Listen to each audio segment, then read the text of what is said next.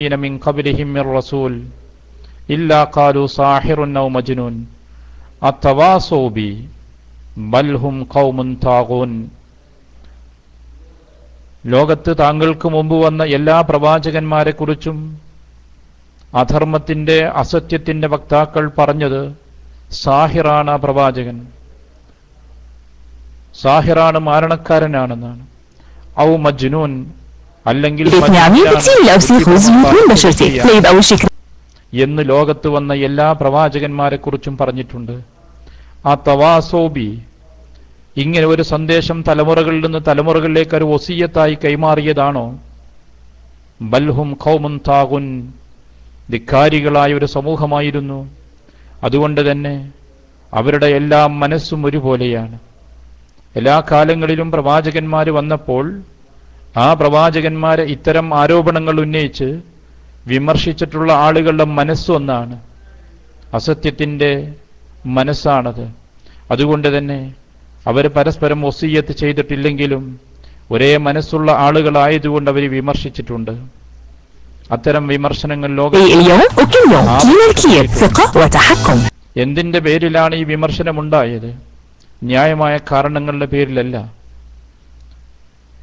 മറിച്ച് വമാ നഖമൂ മിൻഹും ഇല്ലാ അൻ യുഅ്മിനൂ ബില്ലാഹിൽ അസീസിൽ ഹമീദ്, അല്ലാഹുവിൽ വിശ്വസിച്ചു എന്നത് മാത്രമാണ് ഈ വിമർശനത്തിന്റെയും പീഡനത്തിന്റെയും കാരണം. ഖുൽ യാ അഹ്ലൽ കിതാബ് ഹൽ തൻഖിമൂന മിന്നാ ഇല്ലാ അൻ ആമന്നാ ബില്ലാഹി വമാ ഉൻസില ഇലൈനാ വമാ ഉൻസില മിൻ ഖബൽ. വേദക്കാരെ, നിങ്ങൾ എന്തിനാണ് ഞങ്ങളെ ശിക്ഷിക്കുന്നത്, ദ്രോഹിക്കുന്നത്? ഞങ്ങൾ അല്ലാഹുവിൽ വിശ്വസിച്ചു, ഞങ്ങൾക്ക് അവതീർണമായ വേദത്തിൽ വിശ്വസിച്ചു, ഞങ്ങൾക്ക് മുമ്പേ അവതരിച്ചിട്ടുള്ള വേദങ്ങളിൽ ഞങ്ങൾ വിശ്വസിച്ചു. ഇതല്ലാതെ മറ്റെന്താണ് ഞങ്ങൾ ചെയ്തിട്ടുള്ളത്? ഇങ്ങനെ ചോദിക്കുവാൻ വേണ്ടി വിശുദ്ധ ഖുർആൻ പരിചയപ്പെടുത്തുന്നുണ്ട്. വിശുദ്ധ ഖുർആൻ നമ്മെ മനസ്സിലാക്കുന്നത് സത്യവിശ്വാസം സ്വീകരിച്ചിട്ടുള്ള സമൂഹങ്ങളും പ്രവാചകന്മാരും ഒക്കെ വിമർശിക്കപ്പെടുകയും ആക്ഷേപിക്കപ്പെടുകയും ചെയ്തത് മറ്റെന്തെങ്കിലും രാജ്യദ്രോഹ കുറ്റം ചെയ്തതുകൊണ്ടോ സാമൂഹ്യദ്രോഹം ചെയ്തതുകൊണ്ടോ സമൂഹത്തിൽ എന്തെങ്കിലും അധർമ്മങ്ങളോ പ്രയാസങ്ങളോ വരുത്തിയതുകൊണ്ടോ അല്ല, മറിച്ച് നിസ്വാർത്ഥരായ സേവകരായിരുന്നു ഈ പ്രവാചകന്മാർ. സമൂഹത്തോട് ഗുണകാംക്ഷയുള്ളവരും അവർക്ക് വേണ്ടി നന്മകൾ ചെയ്തിട്ടുള്ള ആളുകളുമായിരുന്നു. എന്നിട്ടും ആ ആളുകളെ വിമർശിക്കുകയും എതിർക്കുകയും ചെയ്തിട്ടുണ്ട്. അവർ പരീക്ഷിക്കപ്പെട്ടിട്ടുണ്ട്. തീർച്ചയായും പരീക്ഷിക്കപ്പെട്ട ചരിത്രമാണ് പ്രവാചകന്മാരേത്. ഏറ്റവും അധികം പരീക്ഷണത്തിന് വിധേയമായത് പ്രവാചകന്മാരാണെന്ന് അള്ളാഹുവിന്റെ റസൂല് തന്നെ ഒരു സമയത്ത് പറഞ്ഞ വാചകം നമുക്ക് കാണാവുന്നതാണ്. റസൂൽ കരീം സല്ലല്ലാഹു അലൈഹി വസല്ലമയുടെ പ്രവാചകത്വ ലഭ്യതയുടെ കാലം മുതൽ തന്നെ പ്രവാചകന് ശത്രുക്കളും ഉണ്ടായിട്ടുണ്ട്. അന്നു മുതൽ തന്നെ പ്രവാചകനെ എതിർക്കുവാനും ആക്ഷേപിക്കുവാനും ആളുകൾ വന്നിട്ടുണ്ട്. വിവിധങ്ങളായ ആരോപണങ്ങൾ അള്ളാഹുവിന്റെ റസൂലിനെ കുറിച്ച് അവർ ഉന്നയിച്ചിട്ടുണ്ട്. പ്രവാചകന്റെ മക്കാഘട്ടത്തിലും മദീന ഘട്ടത്തിലുമെല്ലാം ഇത്തരം വിമർശനങ്ങൾ ആവർത്തിക്കപ്പെട്ടത് വിശുദ്ധ ഖുർആൻ തന്നെ പരാമർശിക്കുന്നുണ്ട്. നബി സല്ലല്ലാഹു അലൈഹി വസല്ലമയെ സംബന്ധിച്ച് മക്കാഘട്ടത്തിലുണ്ടായ വിവിധ ആരോപണങ്ങൾ ഖുർആൻ എടുത്തുദ്ധരിക്കുകയും അതിന്റെ മറുപടികൾ പറയുകയും ചെയ്യുന്നുണ്ട്. കവിയായിരുന്നു എന്ന് പറഞ്ഞിട്ടുണ്ട്, മജ്നൂനാണ്, ബുദ്ധിഭ്രമം ബാധിച്ചവനാണ് പറഞ്ഞു നോക്കിയിട്ടുണ്ട്, ഖദ്ദാബാണ്, കള്ളം പറയുന്നവനാണ്, സാഹിറുൻ ഖദ്ദാബ്, ആളുകളെ വശീകരിക്കുന്ന സാഹിറാണ്. ഇങ്ങനെയുള്ള വിവിധ ആരോപണങ്ങൾ പ്രവാചകനെക്കുറിച്ച് മക്കാഘട്ടത്തിൽ മക്കയിലെ സത്യനിഷേധികളും ശത്രുക്കളും പറഞ്ഞു നോക്കിയിട്ടുണ്ട്. എന്നാൽ ഇതൊന്നും സമൂഹം അംഗീകരിക്കുകയോ സമൂഹത്തിൽ വിശ്വാസയോഗ്യമായി തെളിയിക്കുവാൻ അവർക്ക് സാധിക്കുകയോ ചെയ്തിട്ടില്ല. അതുകൊണ്ട് ആരോപണങ്ങൾ ഒന്നിനു പിറകെ ഒന്നായി മാറി മാറി പറയുകയാണ് അവർ ചെയ്തിട്ടുള്ളത്. പ്രവാചകൻ കൊണ്ടുവന്ന സന്ദേശത്തെ വിമർശിക്കുവാൻ വേണ്ടി പല മാർഗങ്ങൾ സ്വീകരിച്ചിട്ടുണ്ട്. അൽഗാസു അഹ്ലാം, അസാതീറുൽ അവ്വലീൻ, ഇതൊക്കെ പുരാണ കഥകളാണ് എന്നിങ്ങനെ വിശുദ്ധ ഖുർആനിന്റെ സന്ദേശത്തെക്കുറിച്ച് ആരോപണം അവർ ഉന്നയിച്ചു നോക്കിയിട്ടുണ്ട്. പക്ഷെ വിജയിക്കാൻ കഴിഞ്ഞിട്ടില്ല. വലീദ് ബിൻ മുഗീറ, അദ്ദേഹത്തിന്റെ അനുഭവമുണ്ട്. ഖുറൈശി പ്രമുഖന്മാർ പ്രവാചകന്റെ അടുക്കിലേക്ക് നിയോഗിച്ച വലീദ് ബിൻ മുഗീറ നബി സല്ലല്ലാഹു അലൈഹി വസല്ലമയിൽ നിന്ന് വിശുദ്ധ ഖുർആനിന്റെ വചനങ്ങൾ കേട്ടപ്പോൾ അദ്ദേഹം വിലയിരുത്തി തിരിച്ചു വന്നുകൊണ്ട് ഖുറൈശി നേതാക്കന്മാരോട് പറഞ്ഞു, കവിത എനിക്കറിയാം, കാവ്യത്തിന്റെ എല്ലാ രൂപങ്ങളും എനിക്കറിയാം, എന്നാൽ മുഹമ്മദിൽ നിന്ന് കേട്ട വചനം അതൊന്നുമല്ല. അതിനൊരു മാധുര്യമുണ്ട്, അതിന് സൗന്ദര്യമുണ്ട്, അത് ഫലപുഷ്ടിയുള്ള വടവൃക്ഷമാണ്. മുരട് തായ്വേരുകൾ ആണ്ടിറങ്ങിയിട്ടുണ്ട്. അത് ഉന്നതിയിലേക്കെത്തും. അതിജയിക്കാൻ ആർക്കും സാധ്യമല്ല. വഇന്നഹു ലയഹ്തിമു മാ തഹ്തഹു, മറ്റുള്ളതിനെല്ലാം അത് തകർത്തുകൊണ്ട് മുന്നേറ്റം ആരംഭിക്കും. അതായിരുന്നു പ്രവാചകനിൽ നിന്ന് കേട്ട വചനമെന്ന് വലീദ് പറഞ്ഞു. അപ്പോഴാണ് ഖുറൈശികൾ പറഞ്ഞത്, എന്തെങ്കിലും ഒരു ആരോപണം പറയാതിരിക്കാൻ പറ്റില്ല, ആളുകൾക്ക് മുമ്പിൽ പറയാവുന്ന എന്തെങ്കിലും ഒന്ന് കണ്ടെത്തണം, പറയാതിരുന്നുകൂടല്ലോ.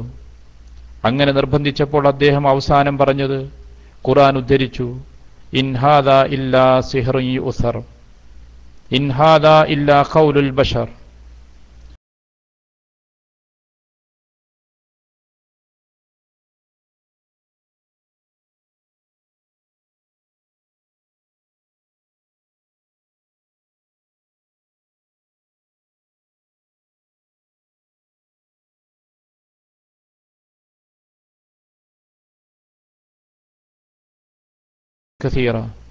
ഖുർആനെക്കുറിച്ച് അവരാലോചിക്കുന്നില്ലേ? അള്ളാഹു അല്ലാത്തവരിൽ നിന്നായിരുന്നു ആ ഗ്രന്ഥമെങ്കിൽ അതിലെന്തെല്ലാം അഭിപ്രായ വ്യത്യാസങ്ങൾ കാണാമായിരുന്നു, ഭിന്നതകൾ കാണാമായിരുന്നു.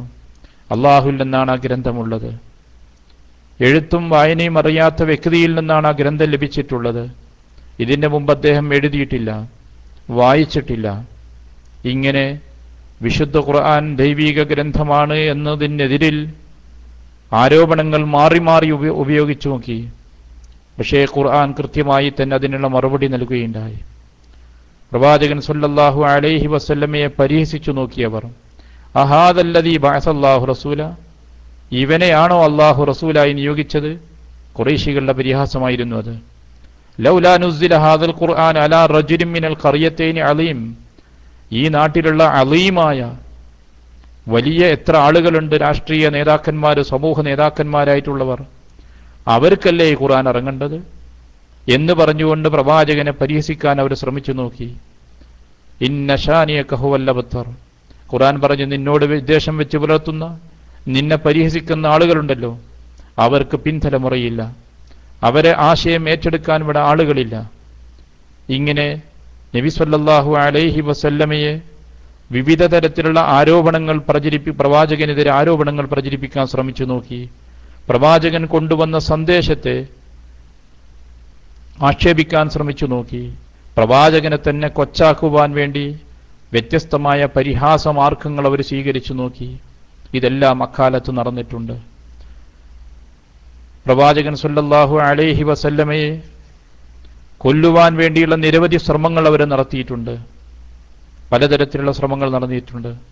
ആയുധം പ്രവാചകന് നേരെ പ്രയോഗിച്ചിട്ടുള്ള ഇബ്നു ഖംഇയുടെ ചരിത്രം നമുക്കറിയാം. ഉഹദ് യുദ്ധത്തിന്റെ സന്ദർഭം, കല്ലെടുത്തുകൊണ്ട് എറിഞ്ഞ് പ്രവാചകനെ തലയൊടുക്കുവാൻ വേണ്ടി അബൂജഹൽ വന്ന സന്ദർഭമുണ്ട്.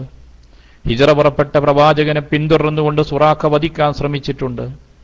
പക്ഷേ വല്ലാഹു യഅസിമുക മിനന്നാസ്, അള്ളാഹുവിന്റെ സംരക്ഷണം പ്രവാചകന് ലഭിച്ചിട്ടുണ്ട്.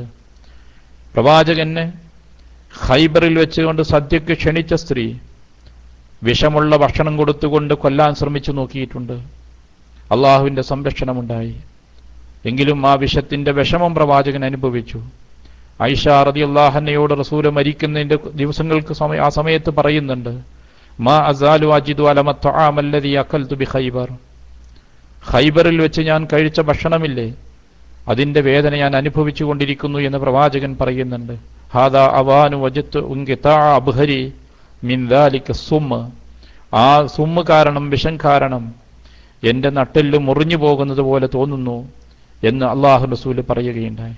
സൂചിപ്പിക്കുന്നത് വ്യക്തിപരമായി പ്രവാചകനെ തേജോവധം ചെയ്യുവാനുള്ള വിവിധ മാർഗങ്ങൾ സ്വീകരിച്ചു. അതിന്റെ പുറമെ പ്രവാചകനെ കൊന്നൊടുക്കിക്കൊണ്ട് പ്രശ്നം പരിഹരിക്കാൻ കഴിയുമോ എന്ന ശ്രമവും അവർ പലപ്പോഴുമായി നടത്തി നോക്കി. അതിനുള്ള ഏറ്റവും നീചമായൊരു മാർഗമായിരുന്നു യഹൂദന്മാർ ചെയ്തിട്ടുള്ള വിഷം നൽകുന്ന രീതി, ഇതെല്ലാം പ്രവാചകനെതിരെ പ്രവാചക ചരിത്രകാലത്ത് സംഭവിച്ചിട്ടുണ്ട്. നബി സല്ലല്ലാഹു അലൈഹി വസല്ലം മദീനയിലായിരുന്ന സമയത്ത് ബദ്ർ യുദ്ധാനന്തരം ഇസ്ലാമിന്റെ ശക്തി പ്രാപിച്ച ഘട്ടത്തിൽ ചില യഹൂദന്മാർ ഇസ്ലാമിന്റെ വേഷം ധരിച്ചുകൊണ്ട് രംഗത്ത് വന്നു. അവരാണ് മുനാഫിക്കുകൾ എന്ന പേരിൽ അറിയപ്പെടുന്നത്. അവർ പരമാവധിയുള്ള ഉപദ്രവങ്ങൾ പ്രവാചകന്റെ നേരെ നടത്തിയിട്ടുണ്ട്. ഖുർആൻ തന്നെ പറഞ്ഞു, വമിൻഹുമുല്ലദീന യഉദൂന നബിയ്യ, പ്രവാചകനെ പീഡിപ്പിക്കുന്ന ഉപദ്രവിക്കുന്ന ആളുകളെ കൂട്ടത്തിലുണ്ടായിരുന്നു. പക്ഷേ മുനാഫിക്കുകളുടേത് ഒളിഞ്ഞായിരുന്നു, പരസ്യപ്പെടുത്തിക്കൊണ്ടല്ല. എന്നാലും അവർക്ക് പേടിയുണ്ട്. അവരുടെ രഹസ്യമായ തീരുമാനങ്ങളും കാര്യങ്ങളുമൊക്കെ അള്ളാഹു പരസ്യപ്പെടുത്തുകയും അവരെ പരിഹാസ്യരാക്കുകയും ചെയ്യുന്ന അവസ്ഥ പലപ്പോഴും ഉണ്ടാകുന്നുണ്ട്. മദീനയിലേക്ക് എത്തിയാൽ പ്രതാപമുള്ള ആളുകൾ പതിതരായ നിന്ദ്യരായ ആളുകളെ പുറത്താക്കുമെന്ന് പ്രവാചകനെ സൂചിപ്പിച്ചുകൊണ്ട് മുനാഫിക്കുകളുടെ നേതാവായ അബ്ദുല്ലാഹി ഇബ്നു ഉബയ്യ് ഇബ്നു സലൂൽ പറഞ്ഞു. പ്രവാചകൻ അദ്ദേഹം നിന്ദിച്ചു. അഅസ്സാണ് ഞാൻ, അദ്ദേഹം അഅസ്സാണ്, അല്ലാഹുവിന്റെ റസൂലോ അദല്ലാണ്, ഏറ്റവും നിന്ദ്യനാണ് എന്ന് അദ്ദേഹം പ്രഖ്യാപിച്ചു. സ്വകാര്യമായി പ്രഖ്യാപിച്ചതാണെങ്കിലും വിശുദ്ധ ഖുർആൻ ഒരു സൂറത്ത് തന്നെ അവതരിപ്പിച്ചുകൊണ്ട് മുനാഫിക്കുകളുടെ ആ രഹസ്യം പുറത്തു കൊണ്ടുവന്നു. ഇതേപോലെ ജുല്ലാസ് ഇബ്നു സുവൈദ് എന്ന് പറയുന്ന നികൃഷ്ടൻ, അദ്ദേഹം പറഞ്ഞു, മുഹമ്മദ് കൊണ്ടുവന്ന് സത്യമാണെങ്കിൽ കഴുതയേക്കാളും നമ്മൾ മോശമല്ലേ എന്ന്. അങ്ങനെ നീചമായ പദങ്ങളും വാക്കുകളും ഉപയോഗിച്ചുകൊണ്ട് പ്രവാചകനെ നിന്ദിച്ച ചരിത്രം നമുക്ക് ആ കാലഘട്ടത്തിൽ കാണാൻ കഴിയും. പ്രവാചകൻ സല്ലല്ലാഹു അലൈഹി വസല്ലമ അഹ്സാബ് യുദ്ധത്തിന് വേണ്ടി സഹാബികളും ചേർന്നുകൊണ്ട് കടങ്ങ് കുഴിച്ചുകൊണ്ടിരിക്കുന്നു. ആ സമയത്ത് നബി സല്ലല്ലാഹു അലൈഹി വസല്ലം പറഞ്ഞു, സിറിയയുടെയും അതേപോലെ തന്നെ പേർഷ്യന്റെയും ഭാഗങ്ങൾ ഇസ്ലാമിന്റെ കീഴിൽ വരുമെന്ന്. ഇത് കേട്ട് നിന്നിരുന്ന മുനാഫിക്കുകൾ പറഞ്ഞു, എന്തായി ഇയാൾ പറയുന്നത്? ബാത്റൂമിൽ പോകാൻ പോലും പേടിച്ചു നിൽക്കുന്ന ഈ സമയത്ത് ഇദ്ദേഹം പറയുന്നത് ഈ രാജ്യങ്ങളൊക്കെ നമ്മുടെ കീഴിലേക്ക് വരുമെന്നാണ് എന്ന് പറഞ്ഞുകൊണ്ട് പ്രവാചകൻ അങ്ങേറ്റം ആക്ഷേപിച്ച കാര്യമുണ്ട്. പക്ഷെ അള്ളാഹുൽ നിന്ന് ആയത്ത് അവതരിച്ചപ്പോൾ അവർ പറഞ്ഞു, ഞങ്ങൾ അങ്ങനെ വെറുതെ തമാശ പറഞ്ഞതാണ്. അള്ളാഹ് ചോദിച്ചവരോട്, ഖുൽ ബില്ലാഹി വ ആയാതിഹി വ റസൂലിഹി കുന്തും തസ്തഹ്സിയൂൻ, അള്ളാഹുവിനെയും അവന്റെ ആയത്തുകളെയും അവന്റെ റസൂലിനെയും ആണോ നിങ്ങൾ പരിഹസിക്കുന്നത്? ലാ തഅ്തദിറു, കാരണം അങ്ങനെ അത്തരം കാരണങ്ങളൊന്നും പറയണ്ട. ഖദ് കഫർതും ബഅദ ഈമാനിക്കും, നിങ്ങൾ ഈമാനുള്ളവരായതിന്റെ ശേഷം കാഫിറാകുന്നവരാണ്, നിങ്ങൾ കാഫിറായിരിക്കുകയാണ്. ഇങ്ങനെ മുനാഫിക്കുകൾ പ്രവാചകൻ സല്ലല്ലാഹു അലൈഹി വസല്ലമയുടെ കാലത്തുണ്ടായിരുന്നു കപടന്മാരായ ആളുകൾ. അവർ അവസരം കിട്ടുമ്പോഴെല്ലാം പ്രവാചകനെ പരിഹസിക്കുവാനും ആക്ഷേപിക്കുവാനും ശ്രമം നടത്തിയിട്ടുണ്ട്. രഹസ്യം പുറത്തു വരുന്ന സമയത്ത് തങ്ങളുടെ വാക്കുകൾ അങ്ങനെ ആയിരുന്നില്ല, ഞാൻ അങ്ങനെ ഉദ്ദേശിച്ചിരുന്നില്ല, അങ്ങനെയുള്ള വാക്കുകൾ മാറ്റിപ്പറയുകയും തിരുത്തിപ്പറയുകയും ചെയ്തുകൊണ്ട് അതിന് മാറ്റങ്ങൾ വരുത്തുകയും ചെയ്യും. ഇത് ആ കാലത്തെ കഥയാണ്. നബി സല്ലല്ലാഹു അലൈഹി വസല്ലമയുടെ കാലഘട്ടത്തിലെ അനുഭവമാണ് ഞാൻ സൂചിപ്പിച്ചത്. കാലം മുന്നോട്ട് വന്നു, ഇസ്ലാമിന് ശക്തിയുണ്ടായി, ഖിലാഫത്ത് ശക്തിപ്പെട്ടു വന്നു. ഖിലാഫത്ത് ശക്തിപ്പെട്ടു വന്നപ്പോൾ സ്വാഭാവികമായും പ്രതാപവും ശക്തിയും ഇസ്സത്തുമുള്ള ഒരു സമൂഹമാകുമ്പോൾ ആ സമൂഹത്തെ വിമർശിക്കുവാൻ ആളുകൾ സന്നദ്ധമാവില്ല. അതുകൊണ്ട് തന്നെ അത്തരമൊരു കാലഘട്ടത്തിൽ അള്ളാഹുവിന്റെ റസൂലിനെ പരസ്യമായി വിമർശിക്കുവാനോ പരിഹസിക്കുവാനോ തന്റെ ഇടത്തോടെ മുന്നോട്ട് വരാൻ ധൈര്യമുള്ളവരുണ്ടായിരുന്നില്ല. അതിനെ ചോദ്യം ചെയ്യുവാനുള്ള ശക്തി മുസ്ലിങ്ങൾക്കുണ്ടായിരുന്നു. മുസ്ലിങ്ങളുടെ മതപരമായ ശക്തിയുണ്ട്, രാഷ്ട്രീയമായ ശക്തിയുണ്ട്. അതുകൊണ്ട് തന്നെ മുസ്ലിങ്ങൾക്ക് അത്തരം പ്രശ്നങ്ങൾ വളരെ കൂടുതൽ അഭിമുഖീകരിക്കേണ്ടി വന്നിട്ടില്ല. എന്നാലും മുസ്ലിങ്ങൾക്ക് പ്രയാസം വന്ന ഘട്ടങ്ങൾ വന്നപ്പോൾ ശത്രുക്കൾ അവരുടെ അസ്ത്രങ്ങൾ ഉപയോഗിച്ചിട്ടുണ്ട്. ചരിത്രം രേഖപ്പെടുത്തുന്ന ഒരു രംഗമുള്ളത് കുരിശുയുദ്ധമാണല്ലോ. മുസ്ലിങ്ങളേറെ പ്രയാസപ്പെട്ടു പോയതും മുസ്ലിങ്ങളുടെ ശക്തി ക്ഷയിപ്പിക്കുകയും ചെയ്തിട്ടുള്ളതിൽ വലിയൊരു പങ്ക് വഹിച്ചത് കുരിശുയുദ്ധമാണ്.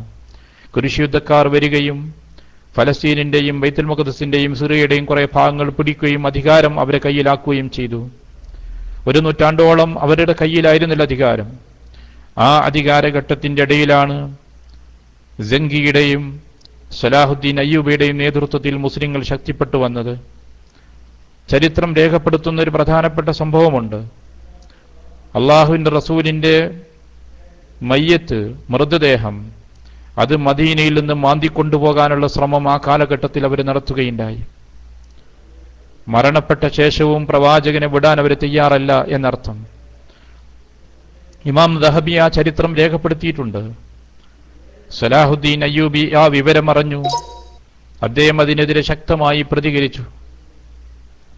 തന്റെ സൈഫുദ്ദൗലയിലേക്ക് അദ്ദേഹം വിവരമറിയിച്ചു. സൈഫുദ്ദൗലയാണ് അന്ന് ഈജിപ്തിലെ സലാഹുദ്ദീൻ അയ്യൂബിയുടെ നായിബ്, പകരക്കാരൻ. അദ്ദേഹത്തോട് പറഞ്ഞു, ഉടനെ തന്നെ ഒരു സംഘത്തെ ഒരുക്കിക്കൊണ്ട് പ്രവാചകന്റെ മൃതദേഹം പൊക്കിയെടുക്കുവാൻ വേണ്ടി മദീനയിലേക്ക് പുറപ്പെട്ട സൈന്യത്തെ പിടിക്കണം. 300-ലധികം ആളുകളായിരുന്നു അന്ന് മദീനത്തേക്ക് പുറപ്പെട്ടത്. അങ്ങനെ അവരോടൊപ്പം ചേർന്ന ചില അറബ് ഗോത്രങ്ങളുമുണ്ടായി. ഇസ്ലാമിൽ നിന്ന് താല്പര്യമില്ലാതെ പിന്മാറി നിൽക്കുന്ന ചില അറബ് ഗോത്രങ്ങളും അവരോടൊപ്പം ചേരുകയും ചെയ്തു. ഒരു ദിവസവും കൂടി യാത്ര ചെയ്താൽ മദീനത്തെത്തും. ഇത്തരമൊരു സാഹചര്യമാണുള്ളത്. അവരെ പിന്തുടരുകയും പിടിക്കുകയും ഈജിപ്തിലേക്ക് കൊണ്ടുവന്ന് വിചാരണ നടത്തുകയും അവർക്ക് ശിക്ഷകൾ നടപ്പിലാക്കുകയും ചെയ്തിട്ടുണ്ട്. ഖൈറോവിൽ വെച്ചിട്ടാണ് വിചാരണയും ശിക്ഷയും ഒക്കെ നടപ്പിലാക്കിയിട്ടുള്ളത്. ഇത് ദഹബിയും അതുപോലുള്ള ചരിത്രകാരന്മാരും രേഖപ്പെടുത്തിയിട്ടുണ്ട്. സൂചിപ്പിക്കുന്നത് റസൂൽ സല്ലല്ലാഹു അലൈഹി വസല്ലമയുടെ കാലഘട്ടത്തിന്റെ ശേഷം പ്രവാചകനെതിരെ നടക്കുന്ന ഒരു പ്രധാനപ്പെട്ട സൈനികമായ സമീപനം നമ്മൾ കാണുന്നത് ഈ ചരിത്രമാണ്. എന്നാൽ ആധുനിക കാലത്ത് ഫ്രഞ്ച് വിപ്ലവം കഴിയുകയും ലോകത്ത് മാറ്റങ്ങൾ വരികയും ചെയ്തു. ഇസ്ലാമിക രാജ്യങ്ങൾ പലതും സ്വാതന്ത്ര്യം നേടി. ഖിലാഫത്ത് എന്നേക്കുമായി അവസാനിപ്പിച്ചുകൊണ്ടുള്ള പ്രഖ്യാപനത്തിൽ അവരെത്തിച്ചേരുകയും ചെയ്തു.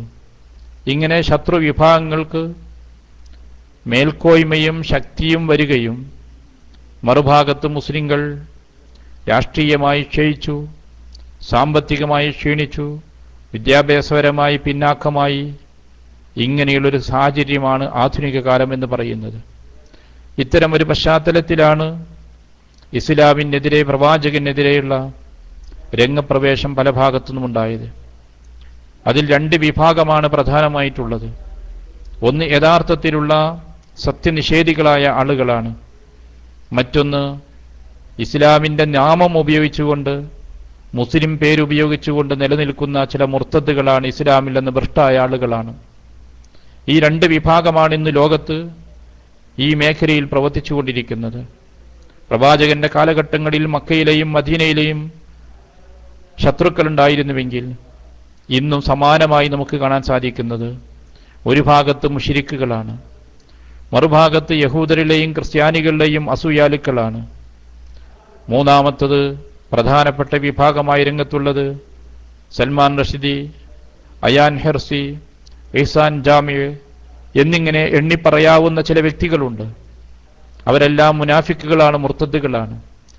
ഇവരെല്ലാം അഭയം തേടിയിട്ടുള്ളത് ഇത്തരം രാജ്യങ്ങളിലുമാണ്. അവർ ഇസ്ലാമിനെതിരെ രംഗത്ത് വരികയാണ് ചെയ്യുന്നത്. റസൂൽ കരീം സല്ലല്ലാഹു അലൈഹി വസല്ലമയെയും ഇസ്ലാമിനെയും വിമർശിക്കുവാൻ വേണ്ടി ഒട്ടേറെ വിഷയങ്ങൾ അവർ സ്ഥിരമായി തിരഞ്ഞെടുക്കുന്നുണ്ട്. ഇസ്ലാമിലെ അനന്തരാവകാശം, അതേപ്രകാരം തന്നെ ബഹുഭാരിത്വം, നബി സല്ലല്ലാഹു അലൈഹി വസല്ലമയുടെ ഭാര്യമാർ, ഇതുപോലുള്ള വിഷയങ്ങൾ, ഇസ്ലാമിലെ സ്ത്രീ സ്വാതന്ത്ര്യ പ്രശ്നം, ഇതെല്ലാം എപ്പോഴും മുസ്ലിങ്ങൾക്കിടയിൽ ചർച്ചയാക്കിക്കൊണ്ടേയിരിക്കാറുണ്ട്. അള്ളാഹുവിൻ്റെ റസൂലിന് 9 ഭാര്യമാരുണ്ടായി എന്നുള്ളത് പലപ്പോഴും ഇത്തരം ആളുകൾ പ്രവാചകനെ ആക്ഷേപിക്കുവാനും പരിഹസിക്കുവാനും വേണ്ടി ഉപയോഗിക്കുന്ന പ്രധാനപ്പെട്ട ഒരു സംഗതി തന്നെയാണ്.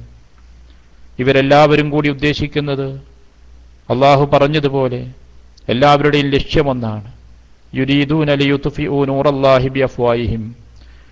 അവരുടെ വായകൾ കൊണ്ട് അള്ളാഹുവിൻ്റെ പ്രകാശം കെടുത്തിക്കളയുവാനാണ്, അണച്ചു കളയാനാണ് അവർ ഉദ്ദേശിക്കുന്നത്. എന്നാൽ വല്ലാഹു മുത്തിമ്മു നൂരിഹി വലൗ കരിഹൽ കാഫിറൂൻ. അവരെത്രമാത്രം തന്നെ വെറുത്താലും ശരി, അള്ളാഹുവിൻ്റെ പ്രകാശം അവൻ പൂർത്തീകരിക്കും. അത് തകർക്കാൻ, അണച്ചു കളയാൻ സാധിക്കുകയില്ല. ഈ മേഖലയിൽ ഏറ്റവും ശ്രദ്ധേയമായിട്ടുള്ളത് മീഡിയകൾ തന്നെയാണ്. ആധുനിക ലോകത്ത് മീഡിയകളുടെ സ്വാധീനം അതിശക്തമാണ്. അതുകൊണ്ട് തന്നെ ഇസ്ലാമിൻ്റെ ശത്രുക്കൾ പ്രവാചകനെ നിന്ദിക്കുവാനും വിമർശിക്കുവാനും വേണ്ടി ഏറ്റവും കൂടുതൽ ഇന്ന് ഉപയോഗപ്പെടുത്തുന്നതും മീഡിയകൾ തന്നെയാണ്. 977 പ്രവാചകൻ സല്ലല്ലാഹു അലൈഹി വസല്ലമയെ സംബന്ധിച്ച് മുഹമ്മദ് റസൂലുള്ളാഹ് എന്നൊരു സിനിമയുണ്ടാക്കാൻ ശ്രമം നടത്തി.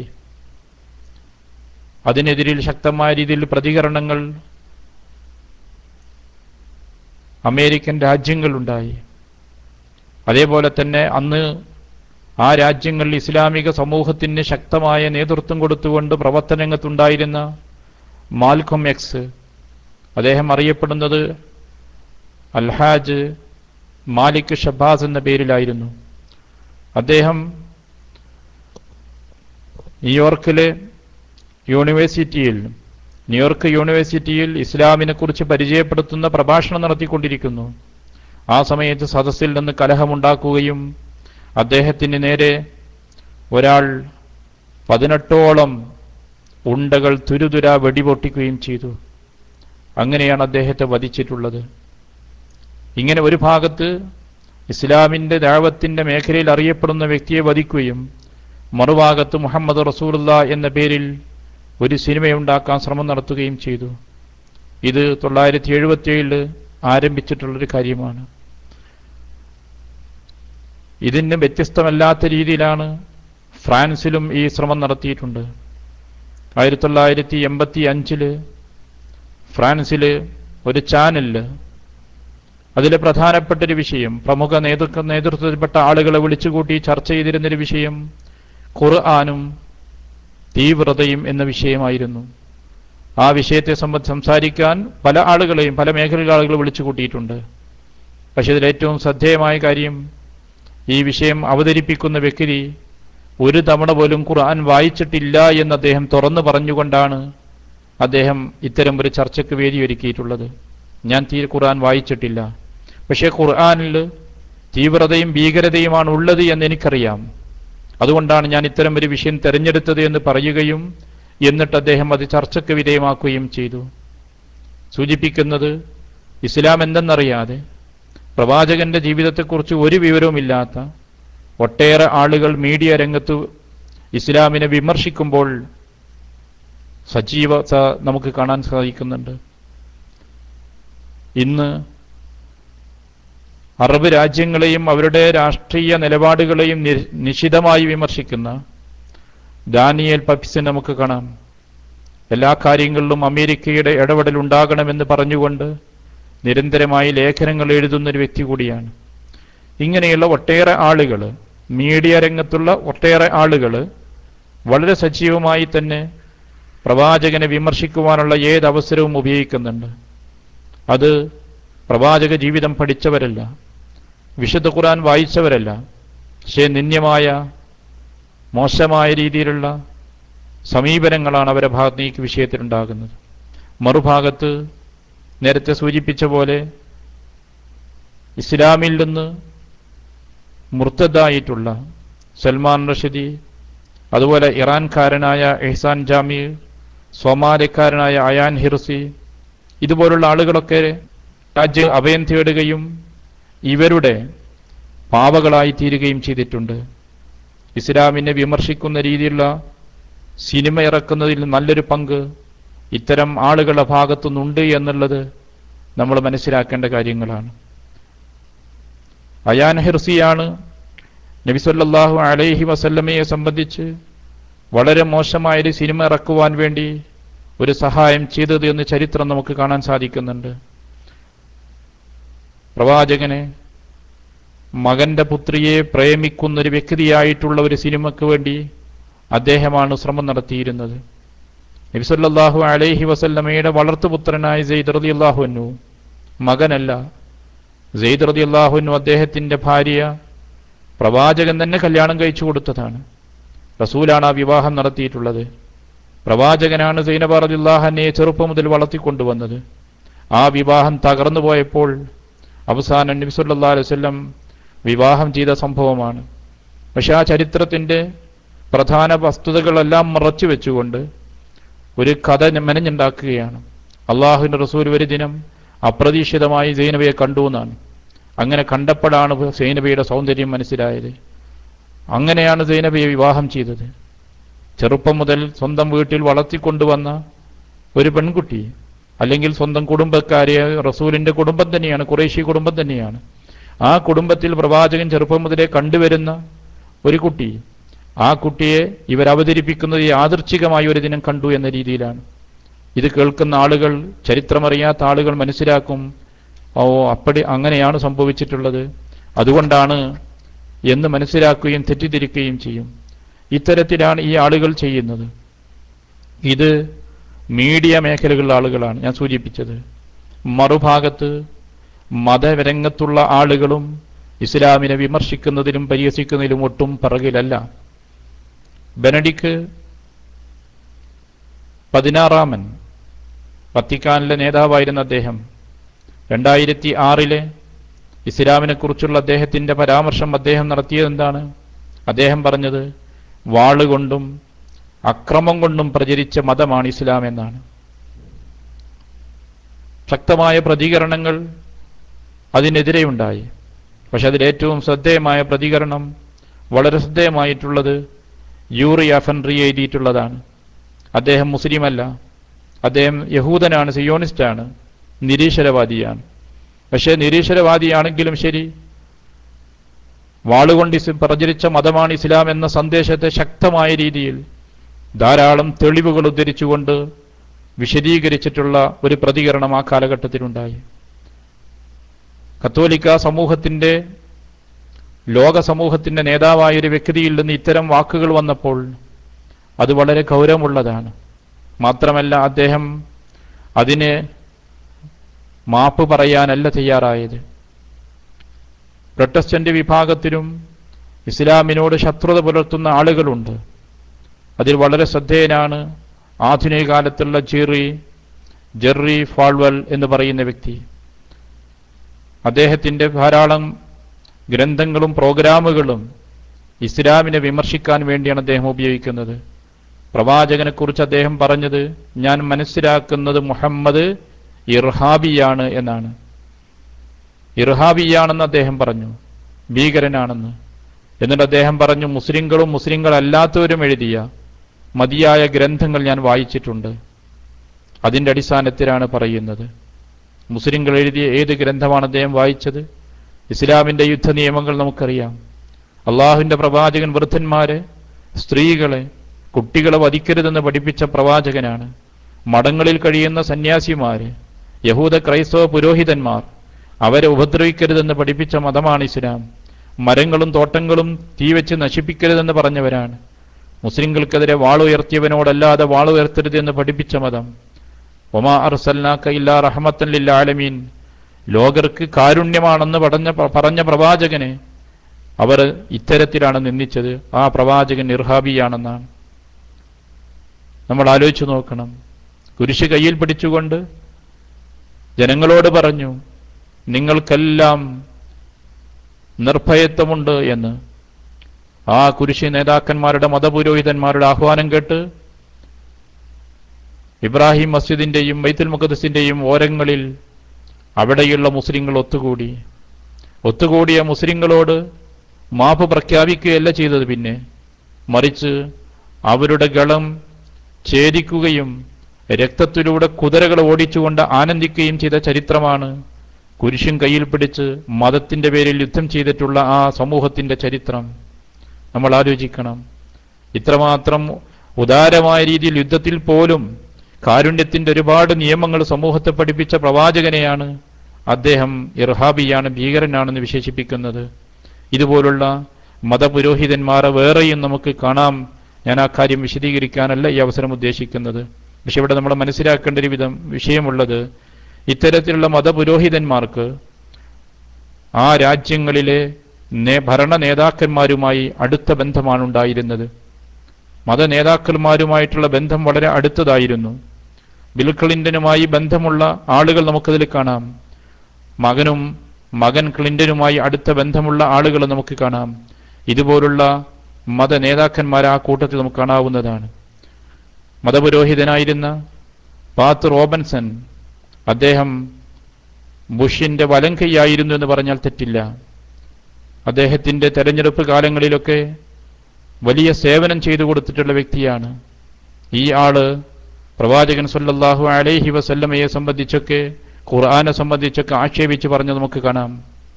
അദ്ദേഹത്തിന്റെ ഒരു പ്രഭാഷണത്തിൽ അദ്ദേഹത്തിന് സ്വന്തമായ ചാനലുണ്ട്, ഫോക്സ് ന്യൂസ് എന്ന് പറയുന്ന ചാനലുണ്ട്.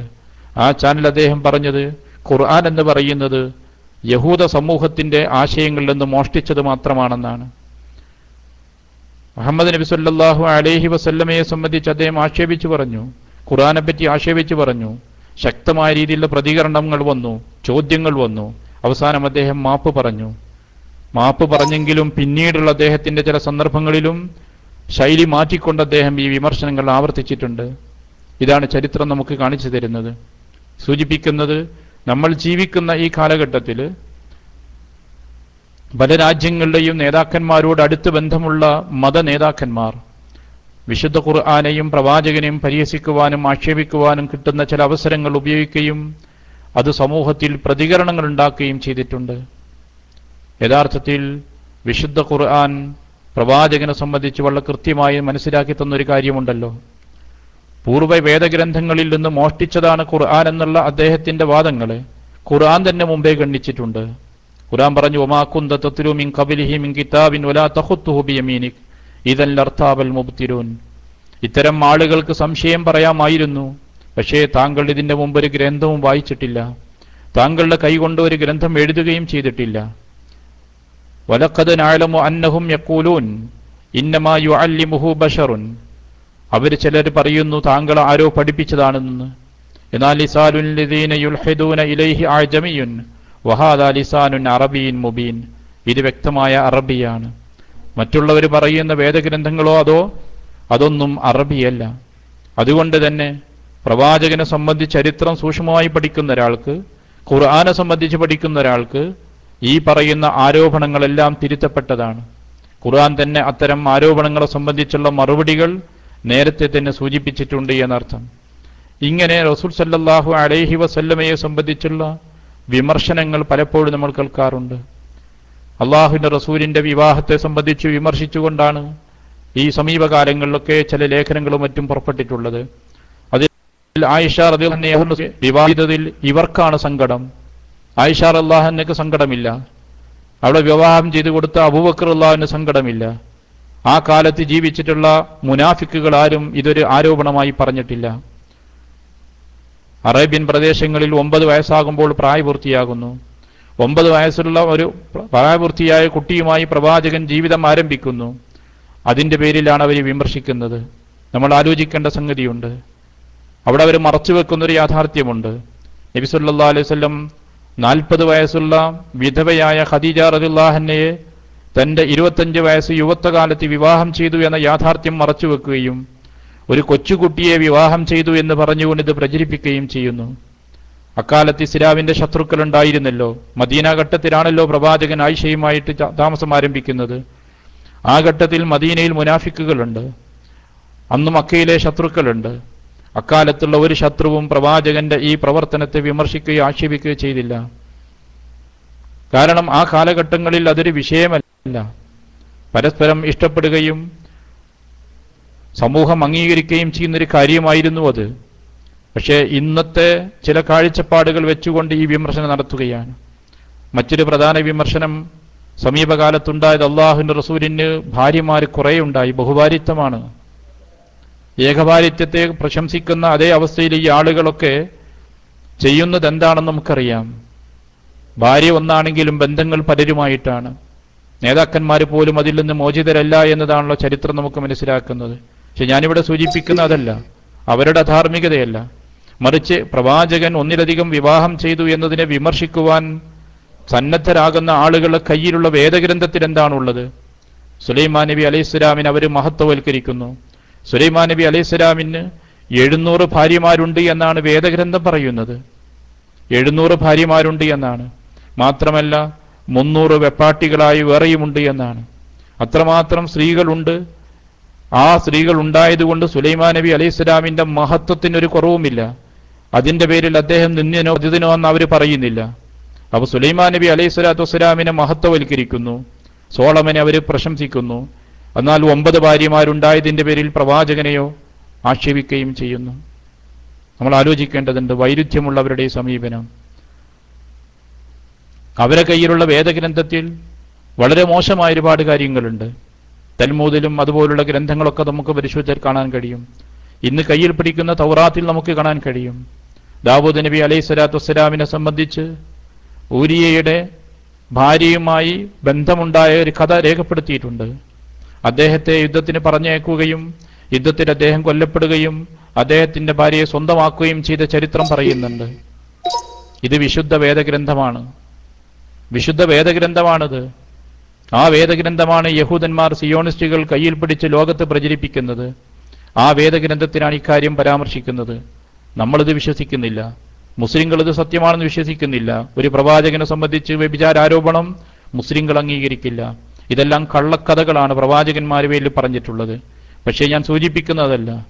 ഇത് ഇങ്ങനെയൊരു സംഭവമുള്ള ദാവീദിനെ സംബന്ധിച്ച് അവർ പറയുന്നു അദ്ദേഹം മഹാനായ ദാവീദാണെന്ന്. എന്നാൽ പ്രവാചകൻ സല്ലല്ലാഹു അലൈഹി വസല്ലം വിവാഹമോചിതയായ ഒരു സ്ത്രീ സൈനബ റളിയല്ലാഹു അൻഹയെ വിവാഹം ചെയ്തു. വിവാഹം രണ്ടുപേര് തമ്മിലുള്ള വിവാഹം തെറ്റിപ്പിരിയുകയും വിവാഹമോചിതയുമായി. ആ സൈനബ റളിയല്ലാഹു അൻഹയെ വിവാഹം ചെയ്തപ്പോൾ അതവർക്ക് സഹിക്കുന്നില്ല. അതവർ വിമർശിക്കുന്നു. പ്രവാചകനെ സ്ത്രീ ലംബടനായും അതുപോലുള്ള വാക്കുകൾ ഉപയോഗിച്ചുകൊണ്ടും ആക്ഷേപിക്കുന്നു. ഇതാണ് ഈ സമൂഹത്തിന്റെ സമീപനം. ഈ ഗ്രന്ഥങ്ങൾ കയ്യിൽ പിടിച്ച് അത് ലോകത്ത് പ്രചരിപ്പിക്കുന്ന ആളുകളാണ് പ്രവാചകനെ നിന്ദിക്കുവാൻ വേണ്ടി പ്രവാചകന്റെ വൈവാഹിക ജീവിതത്തിലെ ചില കാര്യങ്ങൾ അടർത്തിയെടുക്കുകയും സത്യം മറച്ചു വെച്ചുകൊണ്ട് തമസ്കരിച്ചുകൊണ്ട് വിമർശനം നടത്തുകയും ചെയ്യുന്നത്. ലൂത്ത് നബി അലൈഹി സ്വലാത്തു വസ്സലാമിനെ സംബന്ധിച്ച് തൗറാത്തിൽ പരാമർശിക്കുന്നത് എന്താണ്? അദ്ദേഹം സ്വന്തം മക്കളുമായി ലൈംഗിക വേഴ്ച നടത്തി എന്നല്ലേ രേഖപ്പെടുത്തിയിട്ടുള്ളത്. നമുക്കത് അംഗീകരിക്കാൻ കഴിയില്ല. പക്ഷേ അത് അംഗീകരിക്കുന്ന, അത് വേദഗ്രന്ഥത്തിലെ വാക്കുകളാണെന്ന് വിശ്വസിക്കുന്ന ആളുകളാണവർ. അവരാണ് വിവാഹ ജീവിതത്തിലൂടെ, മാന്യമായ വിവാഹ ജീവിതത്തിലൂടെ ഭാര്യയെ സ്വീകരിച്ച പ്രവാചകനെ വിമർശിക്കുന്നത്. ഇവിടെയാണ് നമ്മൾ ആലോചിക്കേണ്ടത്. ഈ സമൂഹത്തിന്റെ മനസ്സിന്റെ ദുഷ്ടതയും അവരുടെ മാനസികാവസ്ഥയും നമുക്ക് വിലയിരുത്താൻ കഴിയുന്നത്. എന്നാൽ മറുഭാഗത്ത് ലോകത്തോട് എന്താ പറയുന്നത്? യേശു പറഞ്ഞ വാക്കുകളാണ് ലോകത്തോട് പറയുന്നത്. ലോകം മുഴുവനും പ്രചരിപ്പിക്കുന്നതാണ്. നിങ്ങൾ വലത് ചുമല മുഖത്തടിച്ചാൽ അടുത്ത കവിളും കൂടി കാണിച്ചു കൊടുക്കണമെന്നാണ്. ശത്രുവിനെ സ്നേഹിക്കണമെന്നാണ് പറയുന്നത്. നിങ്ങളെ ശപിക്കുന്നവരാണോ നിങ്ങൾ അവരെ അനുഗ്രഹിക്കണമെന്നാണ് പറയുന്നത്. നിങ്ങളോട് കോപിക്കുന്നവരാണോ അവരോട് നിങ്ങൾ നന്മയിൽ വർത്തിക്കണമെന്നാണ്. ഇത് ചുമരെഴുത്തുകൾക്കുള്ള വാക്കുകൾ മാത്രമാണ്. പക്ഷേ ഫലത്തിൽ സംഭവിക്കുന്നത് എന്താണ്? ഈ വേദഗ്രന്ഥത്തിന്റെ വാക്കുകൾ ഉൾക്കൊണ്ടുകൊണ്ടാണോ ഇത്തരം വിഷയങ്ങളിൽ മുസ്ലിങ്ങളോട് അവർ സ്വീകരിക്കുന്ന സമീപനം എന്നുള്ളത് നമ്മൾ പരിശോധിക്കേണ്ട സംഗതികളാണ്. ഇവിടെ സമീപകാലത്ത് ഇറങ്ങിയിട്ടുള്ള ഇപ്പോൾ ഇറക്കിയിട്ടുള്ള ഈ സിനിമ, ആ സിനിമ അള്ളാഹുവിന്റെ പ്രവാചകനെ അങ്ങേയറ്റം നിന്ദിക്കുകയാണ്. ഒരു സ്ത്രീയുമായി പ്രവാചകനുള്ള ബന്ധത്തെയാണ് അത് സൂചിപ്പിക്കുന്നത്. പ്രവാചകൻ അത്തരം ഒരു മനസ്സും ആ താല്പര്യമുള്ളവനാണെന്ന് വരുത്തുവാനുള്ള ദുഷിച്ച മനസ്സാണ് അവർക്കുള്ളത്. യഥാർത്ഥത്തിൽ നബി സല്ലല്ലാഹു അലൈഹി വസല്ലമയുടെ ചരിത്രം അവർ പഠിച്ചിട്ടില്ല. പഠിച്ചവരാണെങ്കിൽ തന്നെയും കടുത്ത ശത്രുതയാണ് ഇതിന്റെ പിന്നിലുള്ളത് എന്ന് നമുക്ക് കാണാൻ കഴിയുന്നുണ്ട്. സമയം ഏകദേശം ആയി തുടങ്ങി, 12 ആയില്ലേ. ഇവിടെ മുസ്ലിം ഉമ്മത്തിന് ഈ കാര്യത്തിൽ മനസ്സിലാക്കേണ്ട ചില വിഷയങ്ങളുണ്ട്. റസൂൽ സല്ലല്ലാഹു അലൈഹി വസല്ലമയെ ഇങ്ങനെ അവരെ വിമർശിക്കുമ്പോൾ എന്തുകൊണ്ട് അവരെ വിമർശിക്കുന്നു എന്നുള്ളത് നമ്മൾ ആലോചിക്കേണ്ടതുണ്ട്. ആ വിമർശനത്തിന്റെ പിന്നിൽ ചില കാര്യങ്ങളൊക്കെ നമുക്ക് ചിന്തിക്കാം. ഒന്ന്, ശത്രുത തന്നെയാണ്.